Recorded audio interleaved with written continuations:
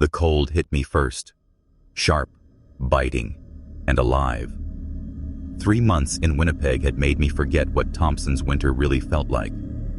It was 28 below when I stepped off the employee shuttle, the kind of cold that froze the hairs in your nose before you even finished breathing. My boots crunched over the frozen yard, breaking through the thin crust of last night's snow.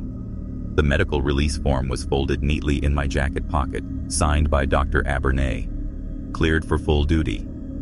3 months of forced leave, therapy sessions, and tiny blue pills, all to prove I was fit to come back. Fixed, at least on paper. The yard looked the same as it always did. 5 locomotives lined up like sleeping beasts, white exhaust clouds twisting into the dull gray morning sky. The lights in the office trailer glowed through fogged windows. 2 mechanics worked quietly on a switch engine, passing tools between them, breath steaming in the cold. I checked my watch. 90 minutes early.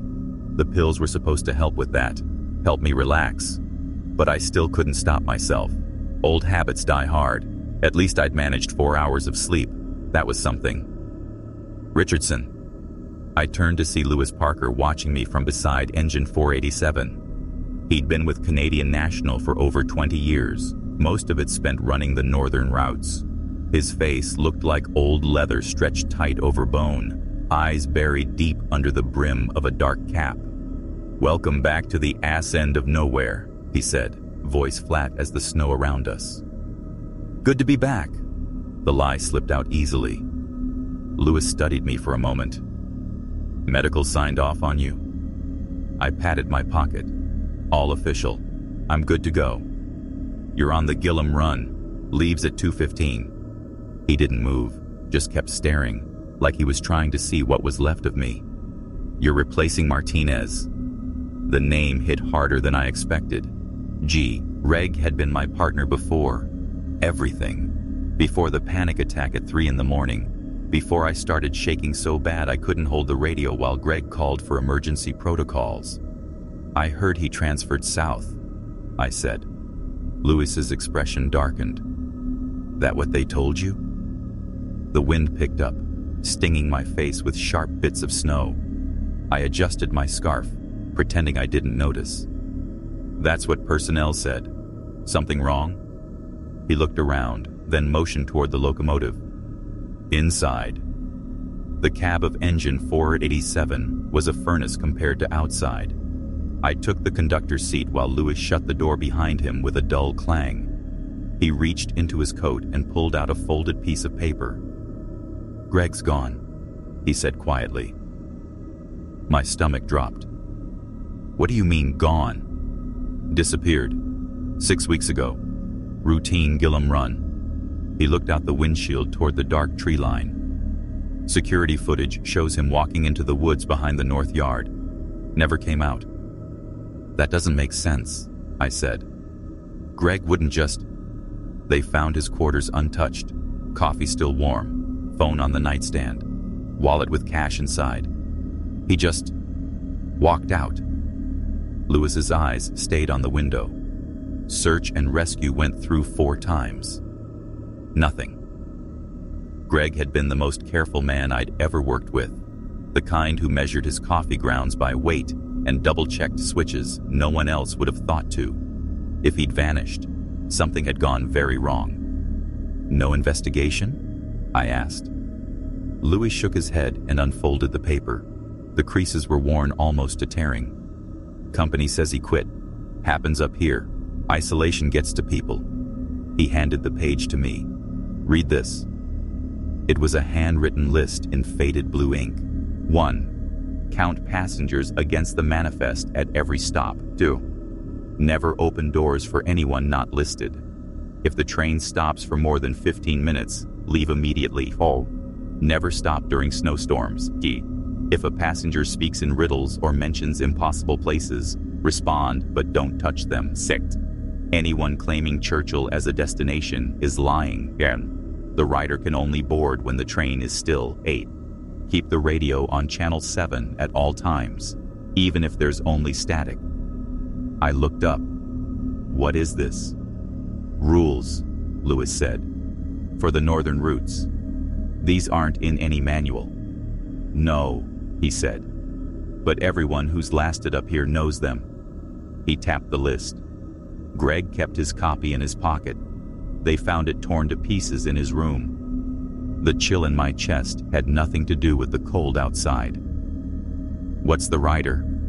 Lewis sat in the engineer's seat, joints creaking. You'll know it when you see it. Pray you don't. This is insane, I said, but I found myself folding the paper carefully, like it was something fragile. Greg was solid, Lewis went on. That's why they paired you two. You were the anxious one. He was the balance. I stared out the window at the endless expanse of white. Beyond the tracks, black trees cut into the horizon like scars. Somewhere out there, Greg had walked into those woods and never come back. What happens if you break the rules? I asked quietly, slipping the paper into my pocket beside my medical release. Ask Greg, Lewis said. He stood, stretching his back. If you find him. He pulled open the cab door, cold air slicing in. Before stepping out, he turned back. Keep your radio on channel 7. If you hear anything that's not me or dispatch, don't respond. Just switch to channel 3 and call for emergency stop. That's not protocol, I said. No, he agreed. It's not. When he left, I sat there in the quiet cab, hung at the list again. Outside, the yard moved like normal. Mechanics checking brakes, dispatchers shouting orders, clerks huddled near the office, sharing a smoke. Everything looked ordinary, but it didn't feel that way anymore. The paper in my pocket felt heavier than it should have. At 1:45, I collected my manifest from the dispatch office. Sandra Hughes, the afternoon supervisor, didn't look me in the eye when she handed it over. 12 passengers to Gillum, she said. Scheduled arrival, 1840. She paused. Good to have you back, Richardson. Thanks, I said, scanning the names. Anything I should know about the run? Her expression didn't change. Weather looks clear until tomorrow morning. I knew that meant there was something she wasn't saying. Back at the locomotive, Lewis was tightening the last of the external couplings. He straightened when he saw me. Remember what I told you, he said quietly. Count the manifest. Keep channel 7 open. I still don't understand, I said. You don't need to, he replied, glancing at his watch. You just need to follow the rules. Then he looked back toward the woods, eyes narrowing like he saw something moving in the dark. I've got the evening Thompson-Gillum run, he said softly. If anything feels off, anything at all, radio me. The sun hung low in the southern sky, stretching long blue shadows over the snow. In 2 hours, darkness would swallow the mountains. I climbed into the conductor's compartment, went through the pre-departure checklist, and radioed the engineer that we were ready to board. The passengers, mostly miners heading to Gillum, filed on with tired faces and heavy boots. I counted them carefully, matching each against the manifest. 12 names, 12 faces. It felt silly, but Lewis's warning echoed in my head. Never ignore the count. At exactly 2:15, the train pulled away from Thompson Station. I stood at the rear door of the last car, watching the yard fade into the distance until only the faint glow of town lights remained. Then nothing, just wilderness, the soft rhythm of wheels on rails, and the folded sheet of rules in my pocket that I couldn't stop thinking about. 3 hours later, I had settled into the familiar rhythm of the ride. The manifest still said 12 passengers. I'd confirmed 12, but that number suddenly felt fragile. The first car was normal. 4 passengers, 2 young miners playing cards, a woman in red-framed glasses reading blueprints, and an old man asleep against the frosted window, his breath fogging the glass in slow, steady bursts. I checked their tickets, marked the list, and moved on. When I slid open the door to the second car, a wave of cold air rushed through. The temperature had dropped sharply. I zipped my fleece tighter and scanned the rows. 8 passengers should have been there. I counted 7. I walked slowly down the aisle. 2 company administrators, a heavy-set man clutching a thermos, 3 younger workers hunched over a phone, sharing earbuds, a woman knitting a small, bright red hat. 7. My stomach tightened. I turned toward the rear to check the restroom, and froze. Seat 14B wasn't empty anymore. A man sat there, perfectly still, facing the window. I hadn't seen him before, which shouldn't have been possible. He wore a dark coat, collar turned up, no mining logo, no ID tag. His pale hands rested motionless on his knees. I stepped closer, holding the manifest like a shield. "Ticket check, sir." He turned. His face was off, too pale, like the light bounced off instead of soaking in. His eyes caught the fluorescent glow and shimmered faintly, like animal eyes caught in headlights. "Of course," he said with a thin smile that showed too many teeth. His voice echoed oddly, like he was speaking from the inside of a metal drum. "Your destination?" I asked, trying to keep my voice steady. "Churchill," he said easily. "Visiting my sister." My P.N. stopped midair. Churchill. That line had been closed for 3 years. Flooding, track collapse, no passenger routes since. Rule 6 burned in my mind. Anyone claiming Churchill as a destination is lying. I forced my tone to stay calm. "Name, please." "Thomas." He smiled wider. "I've been riding trains since before the snow learned to fall." The sentence made my skin crawl. Rule 5. If a passenger speaks nonsense or mentions impossible places, don't touch them. Keep talking. Stay calm. "That's a long time," I said, pretending to check the manifest. "Don't see your name here, Thomas." He tilted his head. Too far, like his neck didn't quite work right. "Lists are imperfect," he said. "There's always something missing." Outside, the windows rattled. Snow had started falling, though the forecast had promised clear skies all night.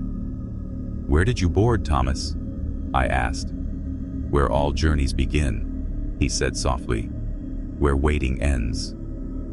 I stepped back, keeping the regulation 30 inches between us. My clipboard creaked as I tightened my grip. "Your sister in Churchill. What does she do there?" "She listens to the ice," he said, his eyes glinting. "Counts the breaths between cracks. Did you know there are trains that run under the glaciers? They feed on memory instead of fuel. The passengers pay with what they can't remember anymore." A chill ran up my spine as the heating vent clattered to life. Thomas looked up at it and smiled, like greeting an old friend. Outside, the snow thickened, flakes melting on the glass, then sticking. The train rocked slightly in the wind. "Excuse me," I said, backing toward the intercom. "Need to check with the engineer." "Of course," Thomas said. "Weather changes like moods. Snow falls differently when it knows it's being watched." I pressed the intercom. "Richardson to Engineer Davis." "Go ahead, Richardson," came the reply.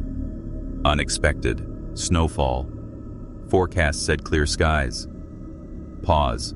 Then, "Yeah, just got an alert. Storm front moving fast from the northwest.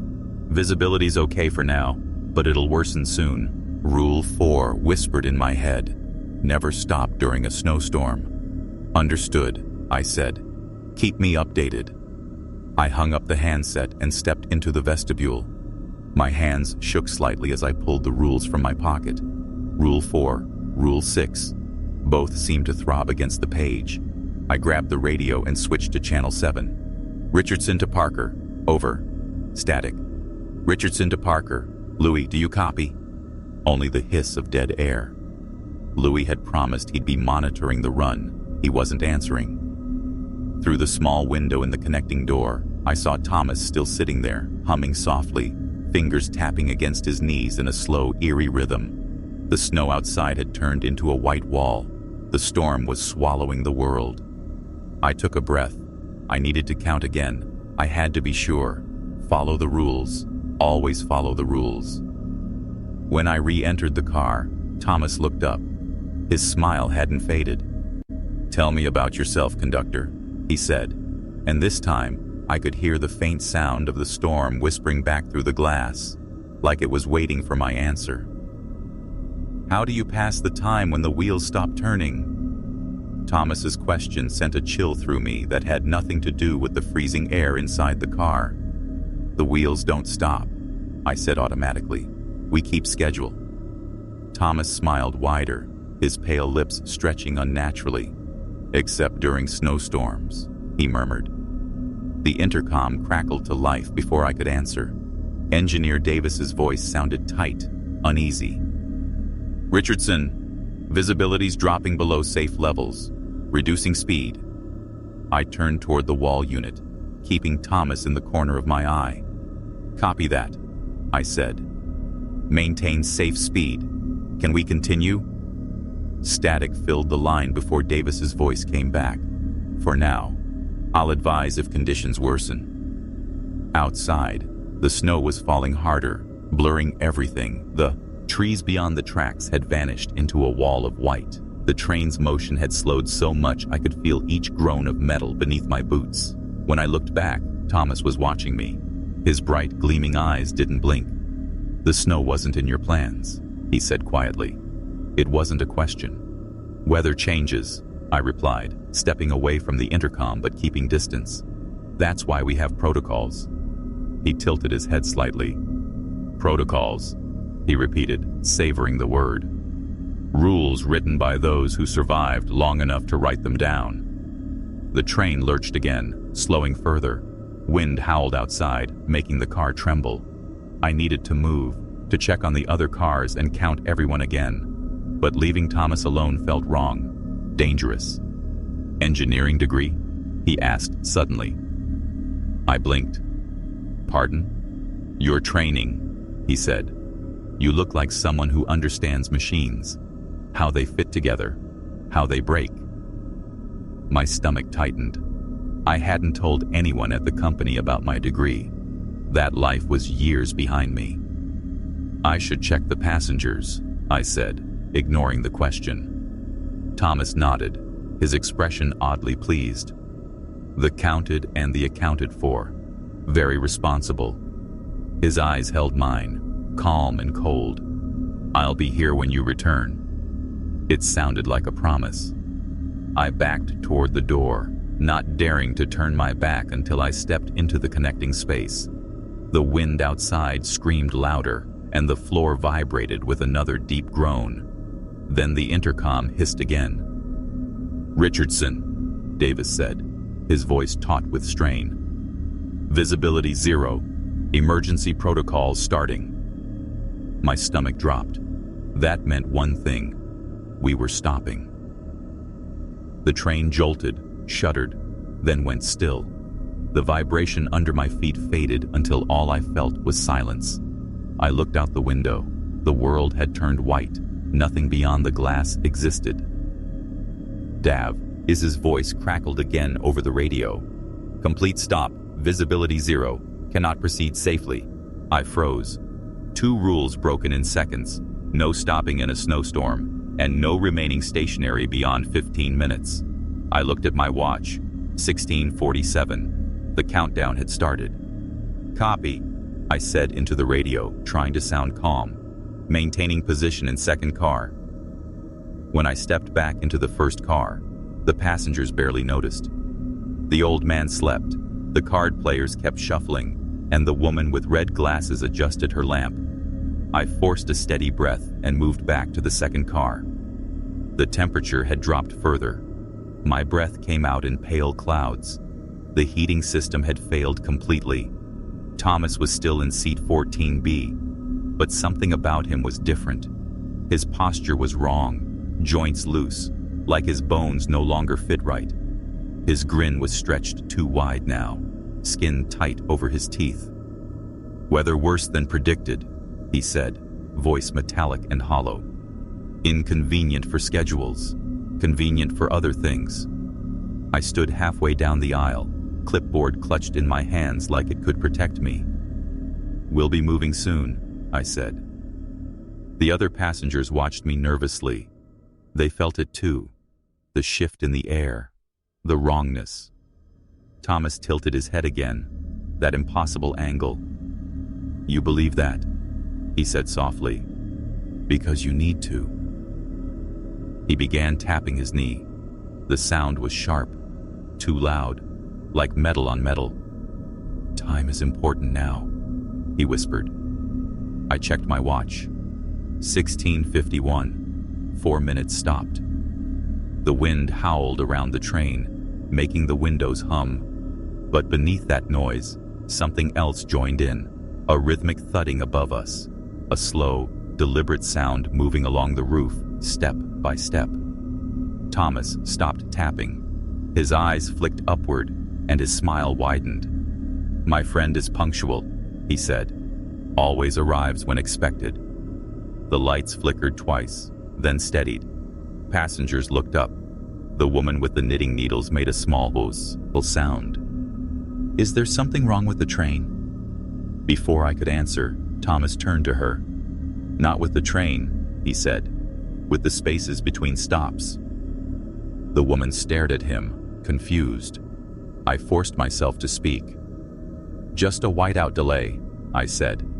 "We'll be underway shortly." The sound above us grew heavier. Footsteps, slow, metallic, crossing from the front of the car toward the back. 57. 10 minutes stopped. I unclipped my radio and whispered into it. "Richardson to Parker. Louis, we have an emergency. Stopped in blizzard conditions." Only static replied. Then a sound, grinding, distorted, like words dragged through machinery. The noise rose, shrieking through the speaker until I killed the volume. Everyone was staring at me now. Thomas stood up. The way he moved made my stomach turn. Fluid but wrong, his limbs bending where they shouldn't. Standing, he was taller than I'd realized. 12 minutes, he said calmly, though he hadn't looked at any clock. Rules say 15, but sometimes exceptions occur. The two administrators at the front whispered to each other. The younger workers pulled out their earbuds. The air felt heavy, thick. Thomas turned toward the rear of the car. "I should greet my friend," he said. "Proper etiquette matters, especially out here." I followed at a distance, heart pounding. 17:04. 13 minutes stopped. He reached the rear door and turned the handle. It should have been locked. Emergency protocols always sealed the exits, but it opened easily under his touch. "Sir," I said, voice cracking, "you need to stay inside." He turned to me, that same impossible tilt of his head. "You've been attentive, Conductor," he said softly. "My friend appreciates careful observers. They're so rare now." Then he stepped out into the storm. The wind exploded into the car, snow and cold slashing at my face. I grabbed the doorframe, figged, ching to see through the white chaos. And then, I saw them. Thomas stood perfectly still beside the tracks. Next to him loomed something enormous, a shadow that shouldn't exist. It was shaped like a man, but wrong. 8 feet tall, parts of its body made of metal, like pieces of a train welded into flesh. Pistons moved beneath its ribs, breathing in slow, heavy rhythm. Where its eyes should have been, 2 blazing white lights stared straight through the snow, bright as locomotive lamps. The rider. Rule 7 screamed in my mind. The rider can only board stationary trains. 17:06. 14 minutes stopped. The train jerked suddenly beneath me. The engine roared to life. Davis had managed to restart it. I threw my weight against the door, forcing it closed as wind fought me. Through the narrowing gap, I caught one last glimpse. Thomas lifting his hand in a mockery of a wave, the rider turning its glowing gaze toward the train. The door sealed with a hiss. I leaned against it, gasping. 7 passengers stared at me, eyes wide and silent. The train picked up speed, the blizzard pressing against us as we tore through the white. I checked my watch. 17:07. 1 minute past the limit, whatever that meant. I moved down the aisle, ignoring the quiet questions in the passengers' eyes. Outside, trees reappeared through the snow. We were moving again, following the rules, trying to. When I reached seat 14B, I stopped. Something rested on the cushion, a folded piece of paper. I lifted it carefully. It was a train ticket, yellowed and worn, the ink faded but readable. The destination wasn't on any current route map. The date read, January 14th, 1952, 71 years ago. I slipped it into my pocket beside Lewis's rules and forced myself to breathe evenly. The radio stayed silent, only static. When we reached Gillam Station at 11:30 that night, we were somehow 2 minutes early. I counted each passenger as they stepped off. 11. 12 had boarded. I checked the second car again, walking slowly past each empty seat. Seat 14B was vacant. No luggage sat in the overhead racks. No jackets, no bags, nothing. Just the faint shape left in the cushion where Thomas had been sitting. The station lights outside glowed dull yellow, throwing weak pools of light across the snow-covered platform. The air was so cold, 35 below, that every breath turned to frost before it even hit the ground, shattering into glittering dust. I followed protocol, locked up the train cars, noted the time in my logbook, and headed to the payphone by the east entrance. My fingers were stiff as I dropped quarters into the slot and dialed Louis's number from memory. The line rang once, then went straight to voicemail. Not 3 rings, not 4, just 1. Either his phone was off or he'd declined the call. But Louis never turned his phone off, ever. Company policy and habit. I hung up and called Thompson Dispatch. 3 rings, then a click. Thompson Dispatch, Hughes speaking. Sandra, it's Richardson. Is Lou there? He was supposed to be on the evening run. There was a pause long enough that I could hear the hum of the phone line. David, she said slowly. Louis never checked in for his shift. I've been trying to reach him since 1600 hours. My heart sank. He told me he was covering the evening Thompson-Gillam route. Who took over? We pulled Watson from rest rotation, Sandra said. No one's seen Parker since midday. Her tone stayed professional, but underneath it I heard something else. Worry. You made good time despite the weather, she added. The storm system moved through faster than forecast. I need to get back to Thompson, I said tightly. Earliest return? 6 a.m., passenger service, she replied. I'll put you on the manifest. I spent the next 6 hours inside the Gillam Station break room, next to a half-working radiator, sipping black coffee that went cold faster than I could drink it. Sleeping wasn't an option. Every time I closed my eyes, I saw Thomas's wide smile and the metal rods moving like ribs inside that thing's chest. At 5:45 a.m., I boarded the southbound to Thompson. I counted every passenger, 18 names, 18 faces. No one extra, no one strange. The train rolled smoothly through the morning light, the landscape outside bare and colorless, buried in snow. Sunlight hit the drifts like mirrors, so bright it hurt to look at. I went through my duties mechanically, tickets, temperature checks, log updates. By noon, the familiar outline of Thompson Yard appeared through the haze. I signed out, filed the minimal paperwork, and walked straight to the crew dorms. Louis's room was on the first floor, East Wing, number 115. The door was unlocked. Inside, everything looked normal, too normal. His flannel shirt hung on the back of the chair. A coffee mug sat by the sink, half empty. A brown ring dried around the inside. His glasses rested beside a folded newspaper on the nightstand, a crossword puzzle unfinished. Then I saw the paper scraps scattered across the floor. I knelt and gathered them, small, torn pieces, some barely bigger than a coin. On the desk, I fitted them together like a puzzle. It was Louis's copy of the rules. The page had been torn deliberately, not by accident. Rule 3 was circled over and over again in red ink, the pressure so hard it ripped through the paper.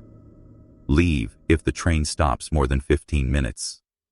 I folded the fragments and slipped them into my pocket with my own intact copy and the yellow ticket stub from Thomas's seat. The room felt cold, though the heater beneath the window rattled and hummed. Louis's red-handled flashlight sat on the bedside table. His heavy boots stood neatly by the door. His wallet lay open on the dresser, railway ID visible, cash untouched. The door clicked behind me. I turned. Sandra Hughes stood there, clipboard in hand. "Called maintenance when you didn't answer," she said, stepping inside. "Figured I'd find you here. His truck's still in the lot, West Row 3. She closed the door and motioned for me to follow. "There's something you need to see." We walked to the small security office in the admin building. The day guard got up without a word, letting Sandra take the controls. She keyed a timestamp into the monitor. 1600 hours yesterday, North Yard Camera 4. The footage showed the employee parking lot and the line of trees beyond. Time code 1557. 3 minutes later, Louis appeared. He was walking across the lot. No coat, no gloves, just his uniform shirt. His steps were steady, deliberate. His face turned toward the camera once before he reached the trees. His eyes were blank, his expression unreadable. The screen flickered. Sandra's finger hovered over the controls. "Watch," she said. The video glitched 8 seconds after Louis entered the trees. Static filled the screen for 22 seconds. Then it resumed. Empty woods, snow falling, no sign of him. "Weather interference?" I asked. Sandra shook her head. "System logs show no malfunction. Camera just stopped recording." "Search team?" "4 men went out as soon as the shift ended. No luck. They found footprints only about 20 yards in. Then nothing. Fresh snow, no trail." She clicked off the monitor. "Same thing happened with Martinez, 6 weeks ago." The pattern was too clear now. 2 railway men. Both worked the Northern Line. Both vanished after contact with something that shouldn't exist. "You had an incident on your run," Sandra said quietly. It wasn't a question. I took the yellow ticket and my copy of the rules from my pocket, laying them on the desk. "Unmanifested passenger. Called himself Thomas. When the train stopped, he got off. Something met him there." Sandra's face stayed still. "What did he call it?" "The rider," I said. She lifted the ticket stub, reading the faded print.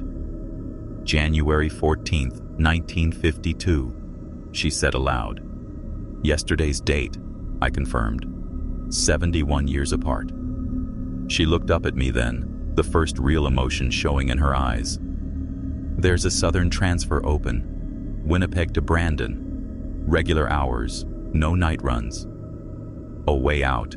A chance to leave the rules, and whatever followed them, behind." But I thought of Greg's half-written report, of Louis's torn paper, of the way both men had walked into the trees like they were being called. "I'll stay," I said. Sandra didn't look surprised. "Next run's tomorrow. 0600 departure. Thompson to Gillum day service." She pulled a folded weather report from the drawer and slid it toward me. "Forecast shows another system moving in. Arriving for 5:30. Heavy snowfall. Possible whiteout." I pocketed the paper with the rest. The rule fragments, the ticket, my copy of the rules. "I'd like to see Greg's incident file," I said. "The one before he disappeared." Sandra nodded. 30 minutes, she said, and left, the door shutting softly behind her. On the monitor, the paused frame showed the tree line, empty, endless, snow drifting down on the spot where Louis vanished. Sandra's office smelled like stale coffee and old carpet cleaner. I sat at the metal table surrounded by files, all neatly labeled. The clock ticked 2:15 p.m. She slid one last stack toward me. "These are all I could pull quietly," she said. "Security logs get reviewed weekly. I filed this as routine record verification. The fluorescent lights buzzed overhead, tinting everything sickly green. Outside, sunlight bounced off the snow-covered rails, slicing through the blinds in thin white stripes. "How many?" I asked, already knowing the answer. "4 confirmed disappearances in 12 months, Sandra said. 5, counting Louis. I opened the first folder. Gregory Martinez. His photo showed a calm, steady man with a regulation haircut. His final clock-in was 0500, December 3rd. There was no clock-out. Sandra's handwriting filled the report. Employee failed to report for return journey. The same words she would write for Louis. Personal items were found in Greg's room. His wallet, his logbook, and a few papers left behind. His last entry was written in shaky, uneven handwriting. January 3rd, Thompson to Gillum. Train left at 5:15 a.m. 8 passengers boarded in Thompson. Weather was clear, 22 below. Around 10:30, he mentioned a man not listed on the manifest. Middle-aged, dark coat, saying he was heading to Churchill. Greg wrote that the man's behavior required Rule 5 protocol, but the entry stopped mid-sentence. The pen dragged off the page, like he'd been pulled away suddenly. "When did the storm hit during Greg's run?" I asked. Sandra didn't even check her notes. 11:15, she said. Blew in from the northwest. Chen, his engineer, reported total whiteout by 11:30. They were stopped for 18 minutes. I picked up the next file. Kenneth Ojig, night freight supervisor. Gone October 18th. His final note mentioned unauthorized access during an unscheduled stop. Weather records showed snow starting at 9:40 p.m. The next file belonged to Martin Welch, engineer. Last seen February 7th. He'd reported strange noises on the roof during a storm delay. The fourth was Adam Takahashi, conductor trainee. His final note said, "Passenger in wrong seat. Won't show ticket." I spread the files in order, all of them vanishing after their trains stopped in blizzards. Sandra watched me, her face tense. "They were all experienced," she said, "all familiar with the northern routes. None of them took their gear, phones, or wallets, just walked away." I looked again at Greg's unfinished report. The way the ink pressed deep into the paper told me he'd been scared, desperate even, before whatever happened. "There's more," Sandra said quietly. She opened a drawer and took out a plain folder, no label on it. "These aren't disappearances," she said. "They're transfers." Inside were files on 7 employees moved to southern routes over the past 18 months. Each one had an incident report clipped to it. Strange encounters on the northern lines. One described a voice that spoke through static on the radio, repeating the conductor's own words. Another wrote about seeing a figure pacing the train during a whiteout. A third mentioned footsteps between the cars even though every door was locked. "Officially, it's called staffing optimization," Sandra said. "Unofficially, it's because they saw something. Management doesn't fire them. They just move them south, quietly." "What do they say happened to them?" I asked. "Hallucinations, isolation stress. But they all had spotless records before." She looked at me carefully. "Good men. Reliable." I pulled Lewis's torn rules from my pocket and spread the taped fragments on the desk. "And these?" Sandra's expression changed. "Not company policy, not on paper, but every conductor who survives the northern lines knows them." "How long have they been around?" "First version I saw was in 1996, she said. "My supervisor gave me his copy before my first solo run to Gillum. Back then there were 6 rules, not 8.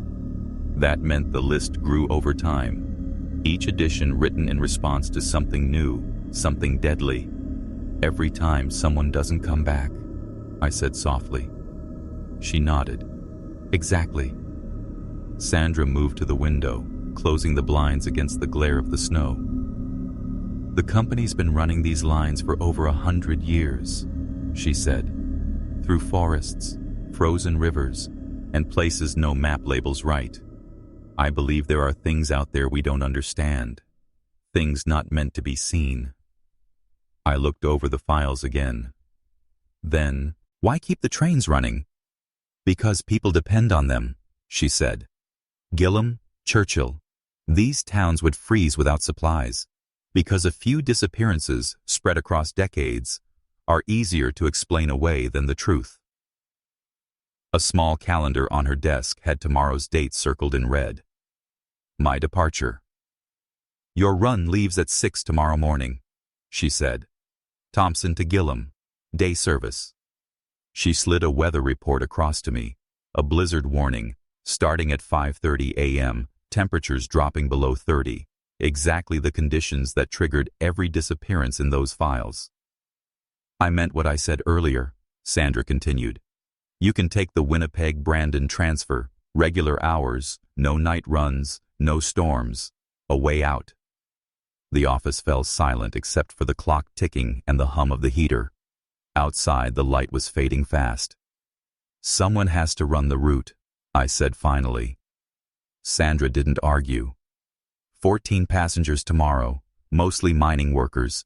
Count them carefully. I gathered my copy of the rules, ready to leave. But I had to ask, when did you first see it?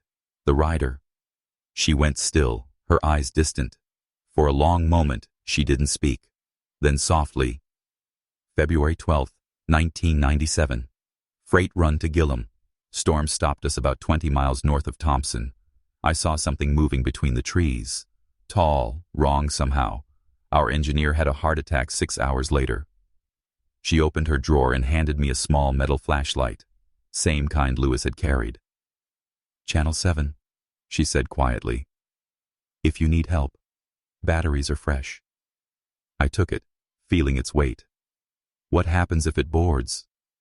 Sandra looked away, her voice low and steady. Nobody knows, she said. Nobody's come back to tell us. I left her office as the sky turned gray and the wind howled outside. In the hallway, the PA system echoed. 5 o'clock southbound to Winnipeg, now boarding. Tomorrow morning, I'd be heading the other way. 6 a.m., northbound to Gilham, straight into another storm.